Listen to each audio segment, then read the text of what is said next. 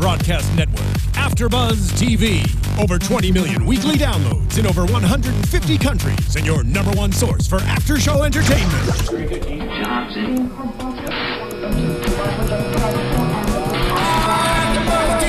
AFTERBUZZ TV, the destination for TV superfans, producing after-shows for over 300 of your favorite TV shows, interviewing celebrities and showrunners, and bringing you behind-the-scenes exclusives. All thanks to E! Entertainment's Maria Menounos, producer Kevin Undergaro, and internet leader Akamai. Now, let the buzz begin! Welcome, ladies and gentlemen, to another after show for South Park season 18, episode 4, called Handicar. Let's begin right off the bat. If you're watching this and you're looking for the South Park episode, that's not us. That is not us. And the fact that you are looking for a South Park episode on YouTube is dumb because they are completely free on southparkstudios.com. And if you can still hear after that, stay tuned because we'll be talking. That's right. So, with an average fan base of 5 people, an average hater base of 25,000 strong, pretty much, we are here to talk South Park Handicar with Stephen Lemieux. Hey, what up, guys? And Phil Svitek. So this is a very, I think the humor will be lost on a lot of people on this episode, but I think if you got it, you really loved it. I am biased because I love Wacky Races. I love Wacky Races. Yes, absolutely 100%. I did not realize that it ran only for 17 episodes, which was a total of 34 segments in the 70s. I did not realize that. Oh, I grew up watching it. It was amazing. I loved it. Yeah. The show itself. What was your favorite part about Wacky Races? Dude, probably just like the random stuff that happened, honestly. Like, I can't remember a specific episode in general, but just the fact that the dogs laugh. I'm so glad they brought the dogs laugh in this episode. Yeah, Muttley.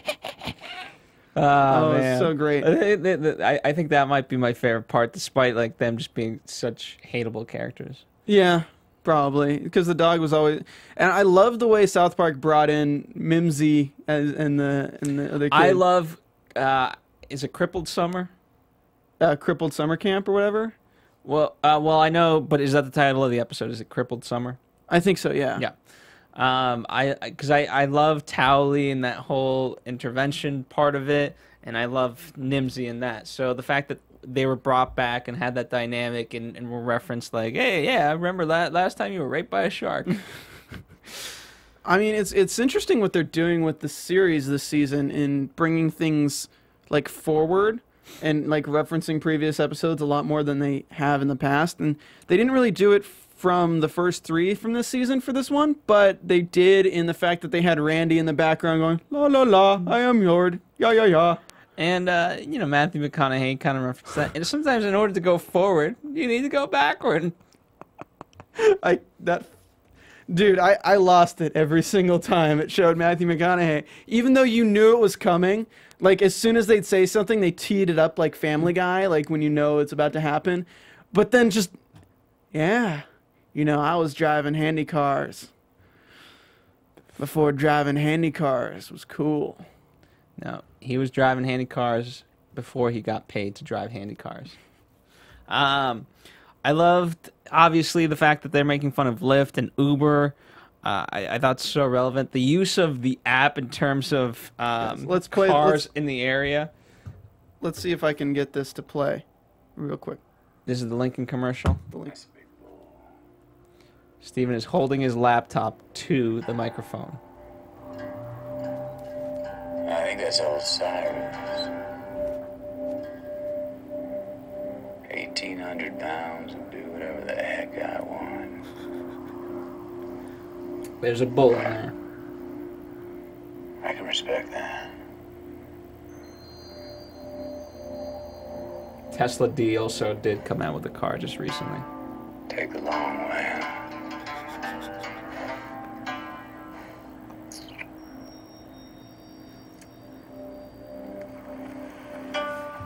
It's a lot of staring. Thank you, sir. I don't think that was the actual... Anyway, you get the point. YouTube it, because you're already on YouTube. Oh, this is the first one right here. There we go. All right. This is the one we're looking for. I've been driving a Lincoln since long before anybody paid me to drive one. I didn't do it to be cool. I didn't do it to make a statement. I just liked it. There you go. Very good. Nimsy, speaking of Nimsy and no, obviously Matthew McConaughey, what was the description they used at the end? Oh, the soft-spoken douche that everybody loves? Yes. And obviously Nimsy put the bomb in Matthew McConaughey's car because he thought that's Matthew. That was the soft-spoken douche that everybody really loved. So basically the premise for this episode is they're doing summer camp, and we see them they're at the Gone Girl and the Box Trolls, and the parents need to ride home, so they call up Handicar. And Timmy drives up with a table dragged around his wheelchair, which is a little bit of a shout to their game, which was the Stick of Truth, where Timmy was the fast travel guy, where you'd jump on with Timmy and he'd travel to locations with you. That's good, yeah. But yeah, so they have Handicar, and all the people are like, oh, and I can use my iPad while I'm on the Handicar. They really were plugging like iPhones and iPads this episode. And so then the taxi drivers are pissed off. So we get this Russian old dude taxi driver. They really pick good characters, and eventually when we got to the Wacky Races part, each character in Wacky Races is so different, and it just made so much sense between like the Japanese self-driving car and the angry taxi, the Russian taxi driver, the zip car, the angry taxi, all that. The Uber or the Lyft. Was it Lyft or Uber? It was Lyft. They had Lyft, yeah. Because Timmy was Uber, technically. Yeah, the mustache. And what I loved is Nimsy kind of being like, why don't you just have better customer service? Why don't you just have better customer service to have the air conditioner work and don't play TV really loud in the car? Shut up, Mimsy! I have no idea where the sheep herder... Yeah, I don't know if that's like a analogy that somebody used over and over again in something. If you're herding sheep and there's a snake, what do you do to the snake? I have no idea. Wait, who's herding sheep in the analogy? Who's the snake in the analogy? I mean, I remember the Inception episode where they were, yes, you are literally herding sheep by herding them, or whatever it was. Yeah. That's the only reference to sheep that I remember. But, yeah, so Mimsy doesn't... So Timmy's in class, and they're all raising money for camp. And it's like, oh, you've raised this much. Jimmy's raised $16. And Timmy's raised $2,013 in 48 hours for this. And Mimsy wants to not go to camp. And they decide to sabotage Timmy by going to... what was their first plan to sabotage Timmy? They wanted to do the break sexual... his legs. No, it was... he went to the taxi drivers. Yes. And he's like, they're going to take your jobs. And the taxi drivers are having their little community meeting. So they go into his room and... break his legs. Little do they know that, why are they so incompetent? They broke his legs. Ineffectual, I think is the word he used. Yes. Nimsy chimed in yet again about, why, if they're so ineffectual at the jobs, why are we... Yeah. Maybe it's just evolution in the industry that the new people take out the old people and now we have a better business. This is actually a throw to all the taxi drivers are really angry at Uber and Lyft and I'm sure they are. Things of that sort, that they're trying to sue them, saying that it's unlawful that they're doing this without like taxi driver permits and things like that. But it's like taxis are pretty scuzzy in some parts. I've had some nice ones, but like there's sometimes where you just don't feel safe and you're like, don't want to. I ironically feel safer with an Uber person than a taxi driver, right? Yeah. And even that they made the reference of the quality. You know, once you kind of open it up, the quality, you can't really screen every Uber driver. Yeah, sometimes you're gonna get some bad ones. So every Handicar driver, you know. But it started with Nimsy and all those and Nathan. It's like, all right, so let's do the sexual harassment thing. Oh, he got sexually harassed. Would you like to see my dick? Would you like to see mine? I was so caught off guard by that. And then the sound effects when he's in the bathroom, like the old school cartoon sound effects. We knew something was coming with that. And it ends on, well, the whole Mimsy getting revenge thing. He goes to Tesla, and Tesla's like, shows him the newspaper. And I think it's interesting that we have Tesla at this convention where they're doing like it's basically like the Tesla convention that they had a long time ago. That was the inspiration for how they had Robert Downey Jr. come out in Iron Man. Was the huge crane kind of thing and having the arm lift him in there. So it's kind of a throw to that. And then basically Tesla is pissed off, or the guy who's at Tesla, I forgot his name. Yeah. Yeah. Yeah. Yeah, whatever. Regardless, only one way to do this: a race. They're bringing Wacky Races back! And not only do they can't just win and be better, they must destroy his company by blowing him up. And if you notice, what I love about it is that he starts last and he wins. He starts last, he wins. I'm trying to see if Tesla has bought Lyft or Uber. No. I guarantee you no. Tesla has partnered with them to do accommodations for Airbnb from airport to accommodations through Lyft and Uber for Teslas. So I guess that's a deal that they have. Okay, I didn't know if that was like a reference or anything. But yeah, so they have the Wacky Races. I absolutely loved that, like, first we get hit with the fact that they're bringing Wacky Races back and the news is actually using the logo for it. Then we get hit for everyone freaking out, like, the violence, the violence. And they rush the grocery stores, but they don't take anything except the cereal and the milk. Because you need to enjoy it on a Saturday morning. Like, Wacky Races are back. Yeah, you gonna watch it at my house? Yeah. Oh my God, Wacky Races. So they're all, we begin the Wacky Races, and what was it? Okay, so we have the Asian smart car that drives itself. We have the Lyft driver. We have the dastardly duo. Yes, indeed. We have Nev Campbell With in a queefmobile, powered by square her wheels. powered by her queefs. And we have what was it? We have the taxi driver, and then we have the Tesla drivers who have Mimsy. And we have Matthew McConaughey. And we have we didn't even talk about our other favorite dude, the Hummer salesman. Oh my God, the Hummer salesman, who actually picks her up. Hey guys, you ready for some guitar lick deals in Rocktober? Buy yourself a new Hummer? No, we're good. Shut up.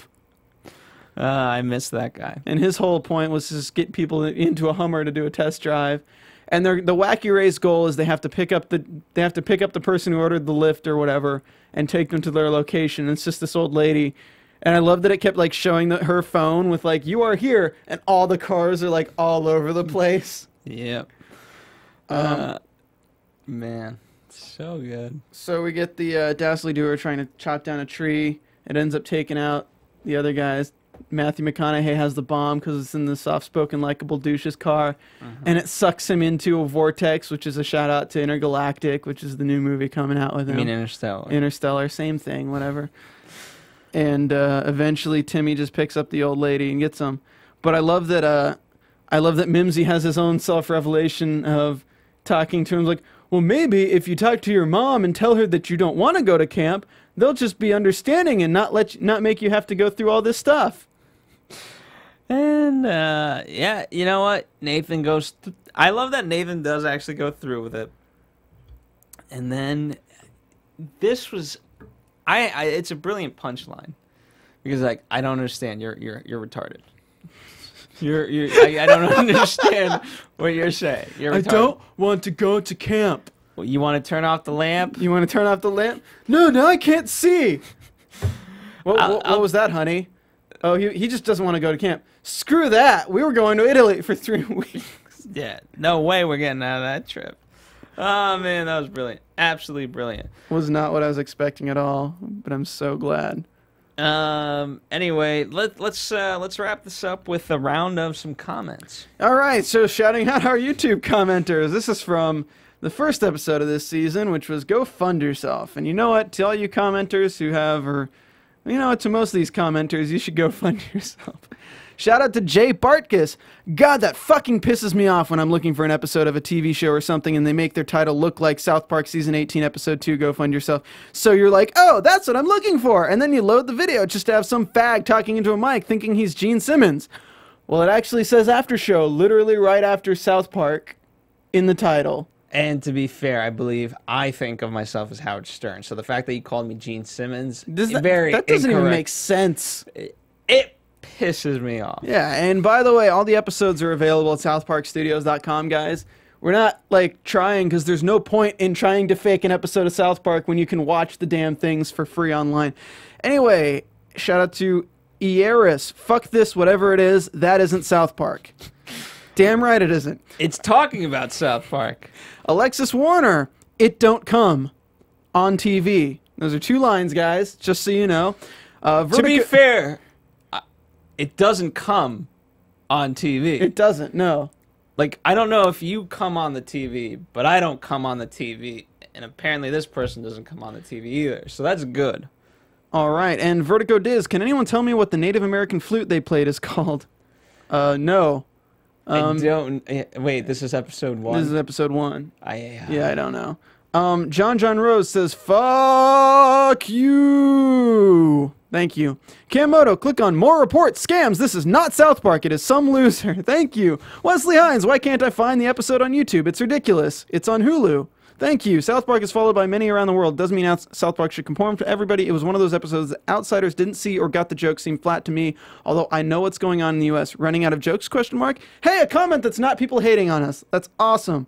We appreciate you in a different way. Yeah, and we appreciate Morgan Bremp, who mentions it as well. Kiro Iro, such a fantastic episode. And Anthony Lockwood, South Park is always hitting where it hurts to the Washington Redskins name. They should change the name of the Washington Redskins, and I couldn't stop laughing. It was so brilliant. I hope South Park keeps making episodes like this. Shout out to you guys who get it.